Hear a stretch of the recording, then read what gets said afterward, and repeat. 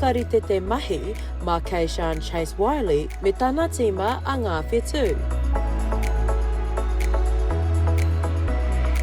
Nā e mau ana I tāna kurahuna mō tāna rehi tuatahi. Do you think your shades help you out with your race? Yes, Yeah, why do you wear the shades? so the sun doesn't hurt my eyes. Ko te hunga tai tamariki tērā, I timota ake I te whakataetai āmotu mō te waka ki Karāpiro.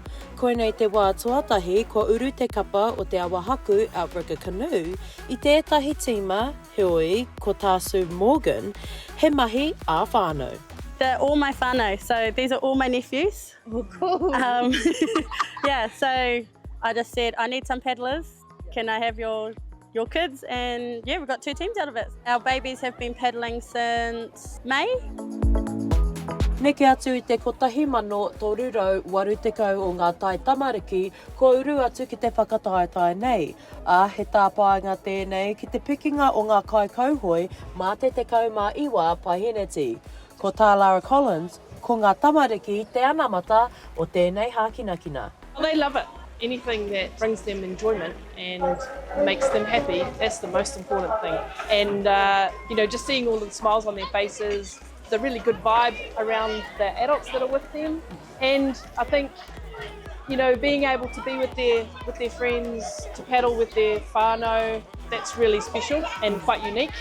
Ko tō te wā ki runga I tēnei tima. Heoi e mana ko ana tēnei whaia keke, ka utonu ana I rāmatu ki tēnei hākinakina. The closeness, whakawhanaungatanga, and just to see our kids thrive in a sport that they can all do together. They all play league and all other sports, but they can't all play those sports together. So to have them all in the boat together is really cool. I'm proud of them, long trip.